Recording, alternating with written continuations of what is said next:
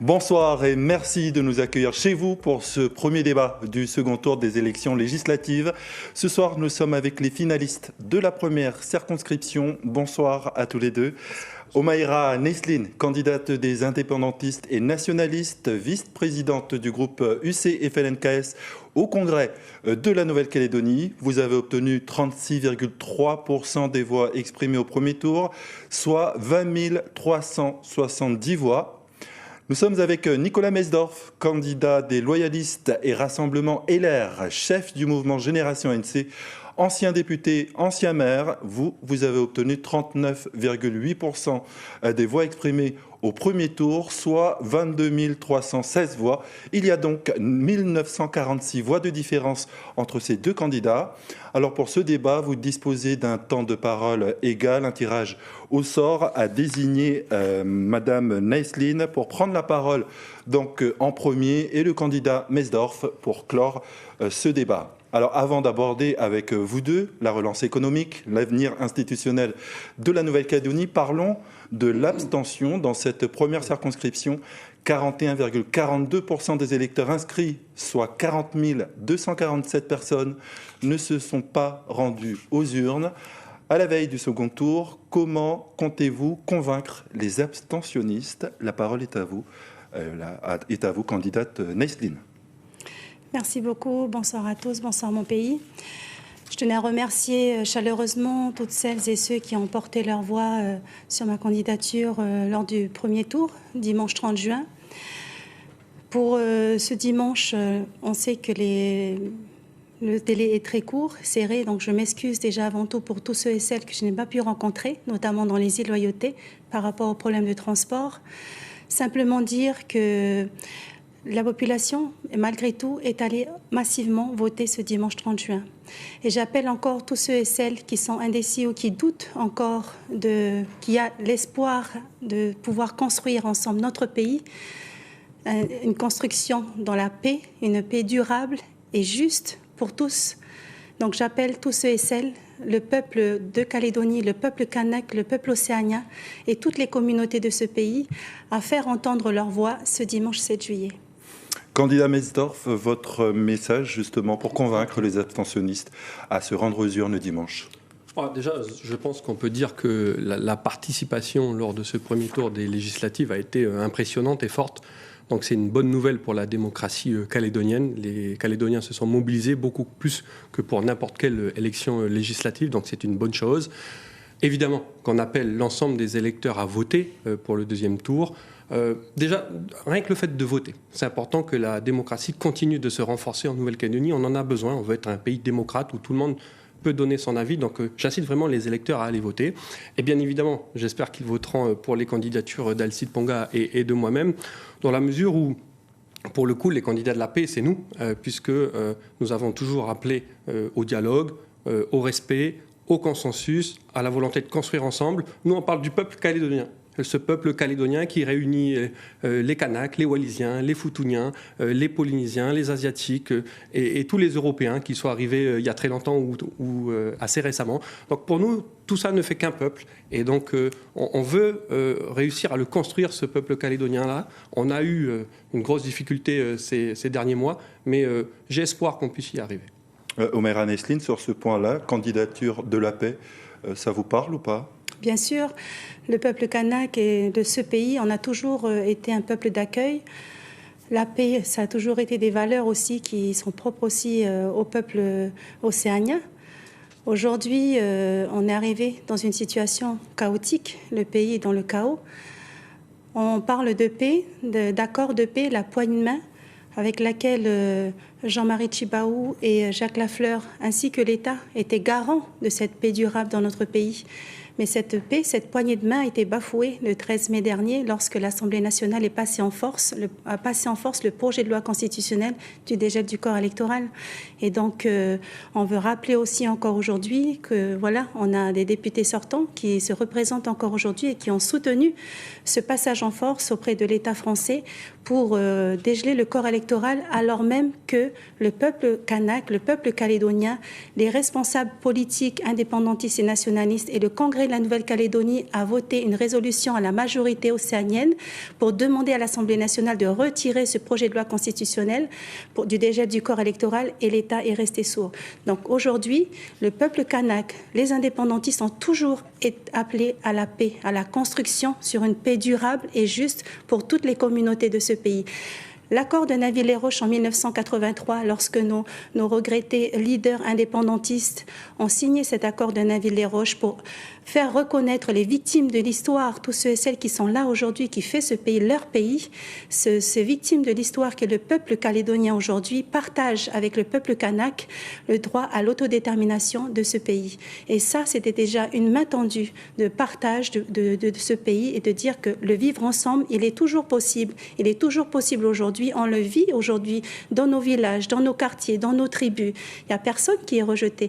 Mais justement, c'est de se dire aussi qu'il faut que les victimes de l'histoire et tous ceux et celles qui veulent faire ce pays le leur respectent le peuple kanak, respectent le peuple autochtone de ce pays et qu'ils ne soient pas dénigrés en tant que racistes ou illégitimes dans leur pays. Voilà. Comment réagissez-vous à ces propos, M. Mesdorf? C'est assez surprenant que Mme Omeira Nesline, qui est la candidate de l'Union calédonienne dans cette élection, dise que ce n'est pas de la faute des indépendantistes de l'UC ce qu'il s'est passé. La CCAT, c'est une création de l'Union calédonienne uniquement. Que veut dire CCAT? Les actions de terrain. Enfin, quand on parle d'actions de terrain, on comprend qu'on n'est déjà plus trop dans la paix. C'est une CCAT qui avait 3 phases. Dans la 3e phase, c'était la destruction de l'économie calédonienne. Ce n'est pas un message de paix pour une structure qui vient d'un parti politique. Il y a eu des déclarations de l'Union calédonienne et de leurs responsables. S'il faut sacrifier 1000 jeunes, on sacrifiera 1000 jeunes. On a sacrifié tout un pays aujourd'hui. C'est dans un rapport de l'Assemblée nationale. N'hésitez pas à répondre, Madame Nesline. Non, mais ce que je veux dire par là, c'est que le dégel du corps électoral, c'est quoi? Madame Nesline est une femme. On s'est battu dans ce pays pour que les femmes aient le droit de vote. Madame Nesline est une Kanak. Ce pays s'est battu pour que les Kanaks aient le droit de vote. Qu'est-ce qu'on a fait? On se bat pour que des Calédoniens installés depuis plus de 10 ans en Nouvelle-Calédonie, qui travaillent ici, qui vivent ici, qui partagent les valeurs calédoniennes, puissent voter aux élections locales, présentes depuis 10 ans. Vous vous rendez compte? Et pourquoi c'est allé à l'Assemblée nationale sans accord global? Parce que l'Union calédonienne a pratiqué le jeu de la chaise vide pendant plusieurs mois, voire des années, nous empêchant de trouver un accord qui allait inclure ce dégel du corps électoral. Bien évidemment que nous, on aurait préféré que ça soit dans un accord global, mais qu'avait dit l'État? Si on n'arrive pas à se mettre d'accord, on sera obligé d'aller aux élections provinciales avec un corps électoral dégelé. Et je rappelle que l'État, quand il a choisi les 10 ans de présence, il s'est basé sur l'équilibre de l'accord de Nouméa, de cette fameuse poignée de main qu'a citée Mme Nesline. Et il faut quand même le rappeler, les 10 ans, ils ont été proposés par les indépendantistes. Nous, on voulait 3 ans. Donc, ce que je veux dire par là, c'est qu'il ne faut pas mettre sur le dos du dégel ce qu'il s'est passé. Ce qu'il s'est passé, c'est la création de la CCAT, issue de l'Union calédonienne, qui a complètement échappé aux leaders politiques indépendantistes et qui a détruit l'économie du pays à cause de discours radicaux. Donc, nous, on veut ramener la paix. On a toujours été dans la négociation. Madame Nesline, vous le savez, on a toujours été à la table des négociations pour échanger avec vous. On n'a jamais pratiqué la politique de la chaise vide. Donc, repartons sur cette dynamique-là. Alors, on l'a bien compris. On y reviendra sur cette question du texte sur le dégel et notamment la suite que vous comptez donner à chacun sur ce projet. Parlons à présent de la reconstruction économique. La Nouvelle-Calédonie est en crise politique, mais aussi économique et sociale. Le monde économique estime que l'État, depuis Paris, ne semble pas saisir la gravité de la situation. Alors comment est-ce que vous comptez faire entendre, vous, en tant que député, les préoccupations spécifiques de la Nouvelle-Calédonie au niveau national? Omeira Nesline. Oui, merci beaucoup. Je voulais juste revenir sur le fait que la répression ne peut pas emmener au dialogue. Aujourd'hui, on reconnaît que le pays est dans le chaos, dans un chaos total. Le pays avait déjà un genou à terre bien avant les événements qu'a traversé notre pays pendant la crise politique et institutionnelle aujourd'hui. Juste rappeler à mon collègue Mesdorf qu'il a été membre du gouvernement en charge du budget de la Nouvelle-Calédonie sous le 15e gouvernement. Il a été aussi membre du gouvernement en charge de l'agriculture, de la pêche et de l'élevage. Aujourd'hui, le pays était déjà dans une situation catastrophique budgétairement et financièrement. L'héritage qu'a reçu le gouvernement indépendantiste qui nous a légué nos collègues loyalistes, c'était un gouvernement qui avait plus d'argent. Les caisses étaient vides. Nous étions déjà en déficit.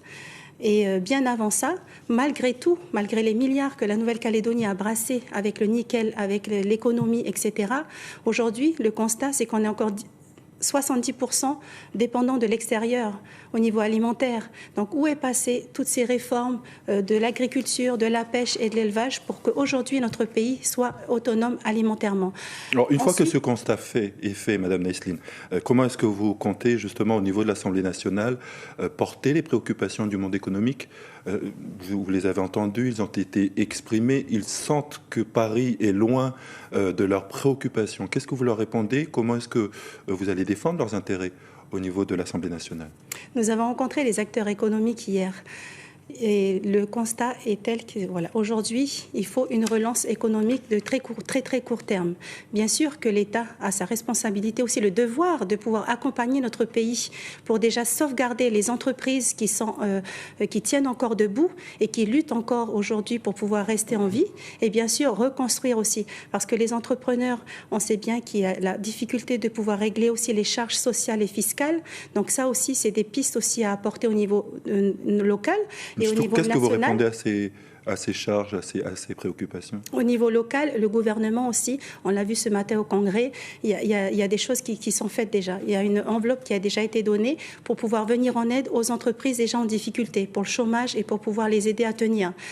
La priorité, c'est de sauver les outils, les entrepreneurs qui sont déjà en difficulté. À très court terme, de pouvoir bien sûr avoir les aides de l'État, mais aussi de pouvoir se tourner aussi vers l'aide régionale et internationale, parce que nous avons aussi des accords de coopération avec les territoires, les grands pays de nos voisins du Pacifique, et aussi des coopérations internationales pour pouvoir nous aider à reconstruire. Donc l'État, bien évidemment, a le devoir de nous accompagner très court terme et aussi au moyen et long terme d'autres dispositifs pour pouvoir revoir aussi la fiscalité et des mesures d'incitation pour pouvoir relancer l'économie. Même question pour vous, Nicolas Mesdorf. Les acteurs économiques calédoniens critiquent les solutions actuelles comme étant des mesurettes insuffisantes.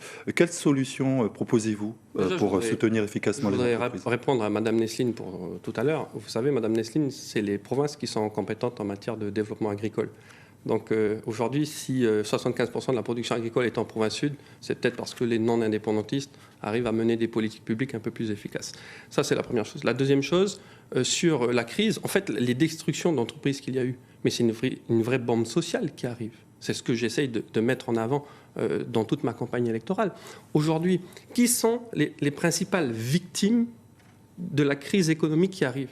Ce sont les classes les plus populaires, celles des quartiers nord, celles des îles Loyauté, parce que les salariés vont perdre leur emploi, les parents qui touchent des aides vont plus pouvoir les toucher parce qu'on n'a plus d'argent, nos anciens également. Donc en fait, on va avoir une partie de notre population qui va perdre en pouvoir d'achat. Mais alors du coup, quelles mesures vous proposez? Non, mais c'est important de dire que, en fait, les quartiers les plus touchés par ces émeutes-là, ça a été les quartiers, finalement, où la population calédonienne est la plus faible en termes de pouvoir d'achat.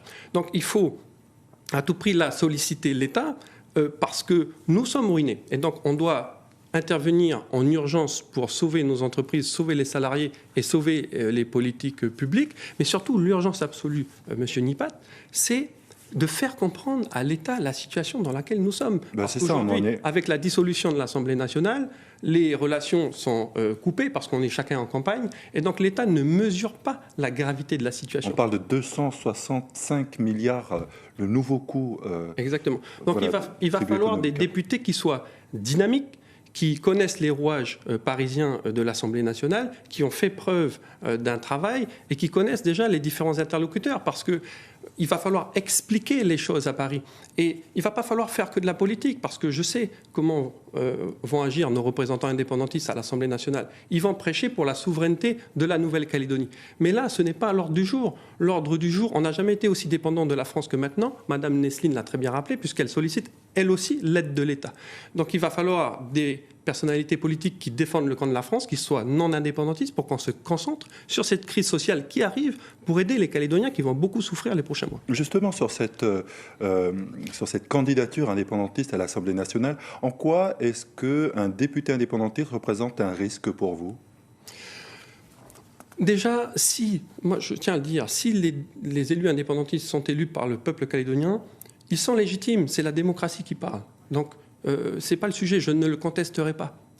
Mon sujet, c'est de dire que moi, je n'ai pas à défendre une trajectoire vers la pleine souveraineté. Je n'ai pas à parler de Kanaki. Je n'ai pas à parler de colonisation.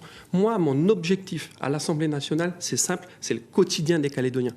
Lorsque j'étais député, j'ai obtenu l'aide pour les bons alimentaires. J'ai obtenu la construction de lycées. J'ai obtenu la construction d'une nouvelle prison pour améliorer les conditions de détention du camp Est. Vous voyez ce que je veux dire ? Mais l'État demande des compensations en ce moment. Qu'est-ce que vous êtes prêt à faire comme réforme ?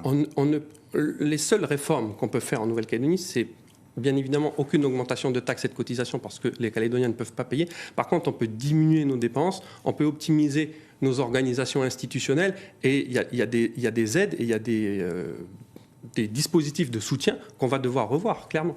Omaira Nesline, sur cette critique qui est apportée par le candidat Mesdorf, sur le fait que vous allez ne défendre que la souveraineté de la Nouvelle-Calédonie à l'Assemblée nationale, est-ce que ça sera votre seule priorité ?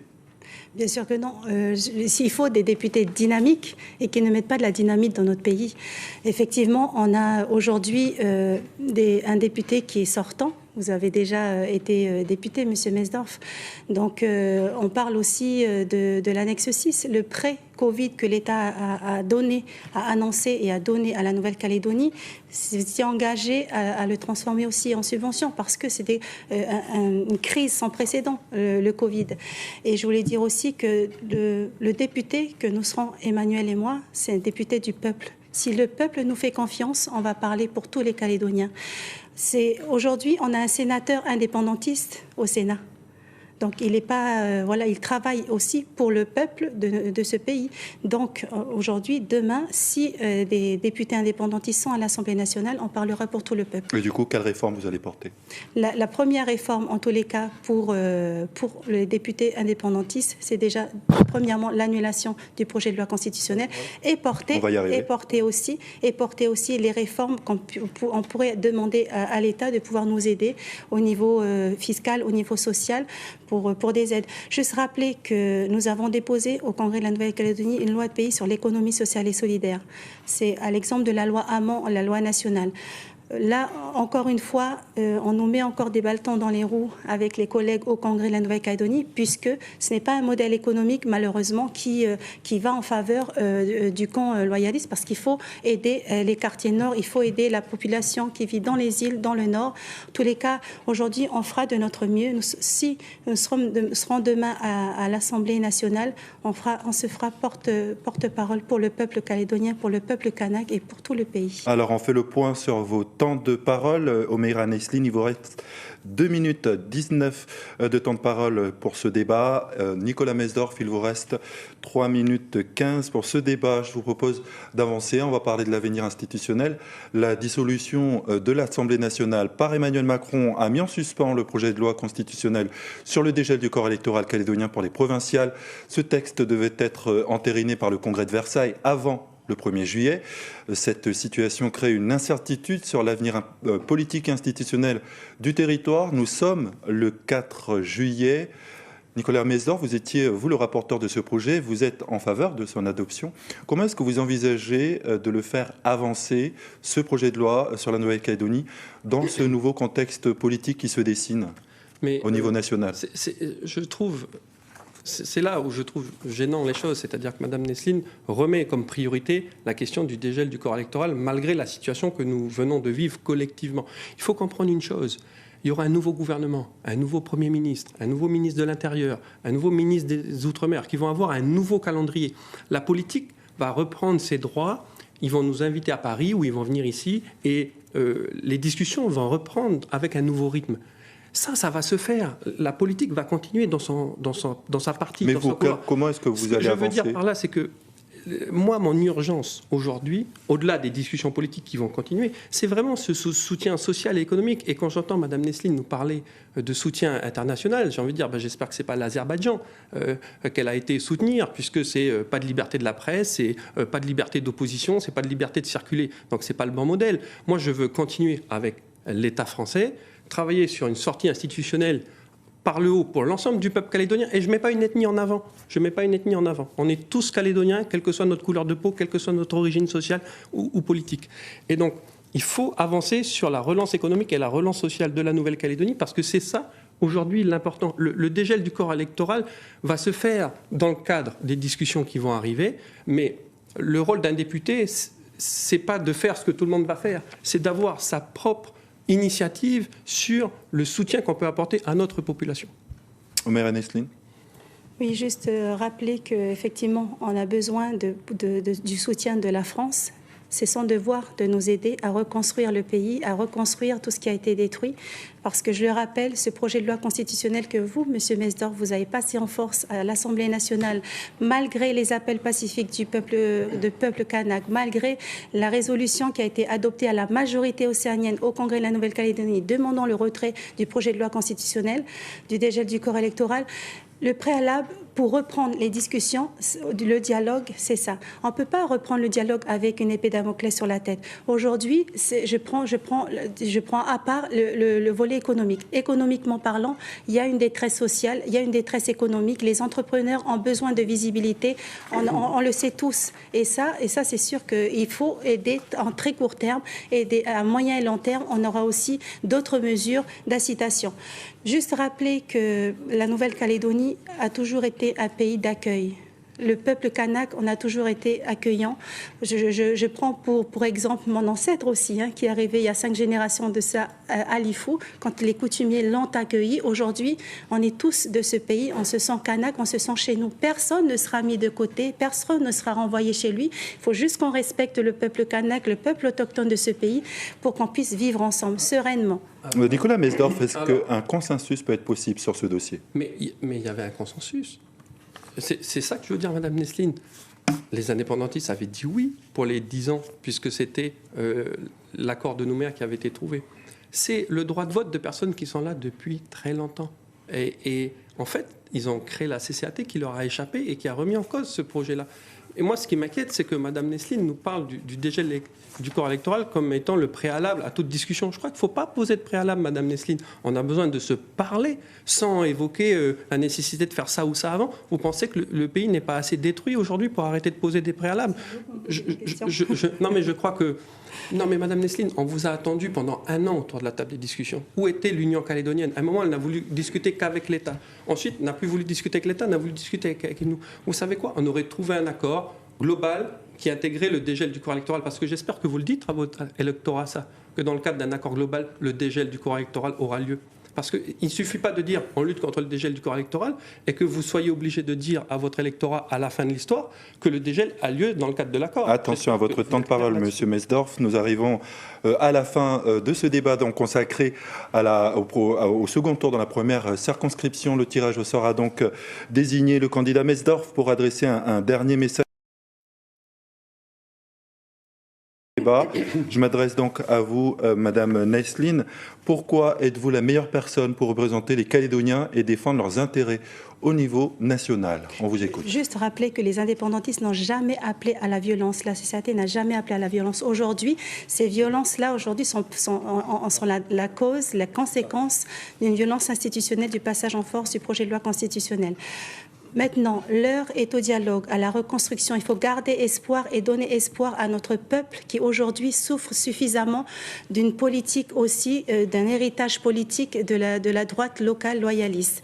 Aujourd'hui, les indépendantistes veulent toujours le dialogue, vont continuer le dialogue, sans épée Damoclès sur la tête, parce que le dialogue a toujours été un droit fondamental de notre pays. Donc aujourd'hui, on appelle tous au dialogue, simplement. Il ne faut pas nous porter ce dialogue-là sous une pression avec une épée Damoclès. Simplement dire que demain, je serai au Palais Bourbon pour défendre tous les intérêts du peuple. C'est fini, Madame Nesline. Tous les intérêts du peuple. Merci, Madame Nesline. C'est à vous. Candidat Mesdorf, votre Pourquoi êtes-vous la meilleure personne pour représenter les Calédoniens à Je l'Assemblée voudrais juste dire que l'épée de Damoclès, c'est nous qui l'avons. Puisqu'à chaque fois qu'on discute avec les indépendantistes, on nous dit que la pleine souveraineté, c'est la seule solution à la paix. Donc la menace institutionnelle et politique, elle n'est pas de notre côté. Nous, les non-indépendantistes, nous, on est pour le vivre ensemble. Vous savez, nous, la poignée de main de Jacques Lafleur et de Jean-Marie Tjibaou, elle a inspiré notre parcours politique. On a défendu le vivre ensemble. On défend le peuple calédonien de toutes les ethnies qui composent la Nouvelle-Calédonie. Nous, on veut avancer et on veut même avancer avec les indépendantistes. Trouver des accords avec vous. Votre temps de parole est terminé, Monsieur Mesdorf. Voilà, c'est la fin de ce premier débat. Merci à vous d'avoir suivi ce débat de la première circonscription. Attendez, on n'a pas encore terminé. Merci en tout cas à tous les deux pour cet échange. Restez avec nous pour le second débat avec Anne-Claire Lévesque et les finalistes de la seconde circonscription, Alcide Ponga, candidat des loyalistes Rassemblement LR, et Emmanuel Tjibaou, candidat indépendantiste et nationaliste. Bonne continuation sur la première.